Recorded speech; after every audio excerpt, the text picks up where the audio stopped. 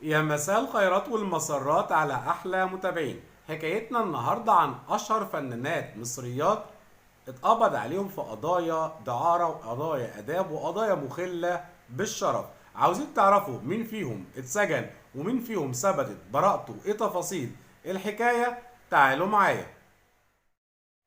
الفنانة الأولى معانا النهاردة هي الفنانة الكبيرة عايدة رياض، اللي تم القبض عليها بتهمة ممارسة الدعارة وتسهيل ممارسة الدعارة في قضية شهيرة جدا في أوائل الثمانينات كان اسمها قضية الكومبارس. وبترجع تفاصيل القضية لبداية فترة الثمانينات لما اتقبض على النجمة عايدة رياض ومعها 6 من فتيات الكومبارس، عشان كده اتسمت القضية قضية الكومبارس، في فيلا أحد الأثرياء العرب في منطقة مصر الجديدة. وتم القبض عليها واتحاكمت واتسجنت لمدة سنة.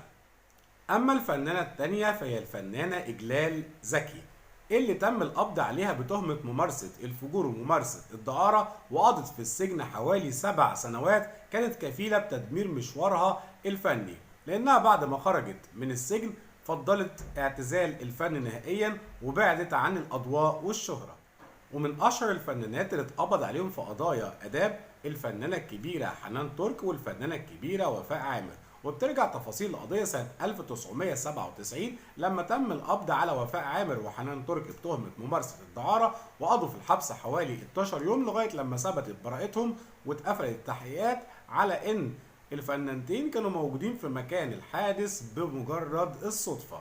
والفنانة اللي بعد كده فنانة شابة اسمها حنين، قدمت عدة أدوار وكانت في بداية مشوارها الفني، ظهرت في مسلسلات زي هبة رجل الغراب وصاحب السعادة، ولكن اتقبض عليها في قضية آداب.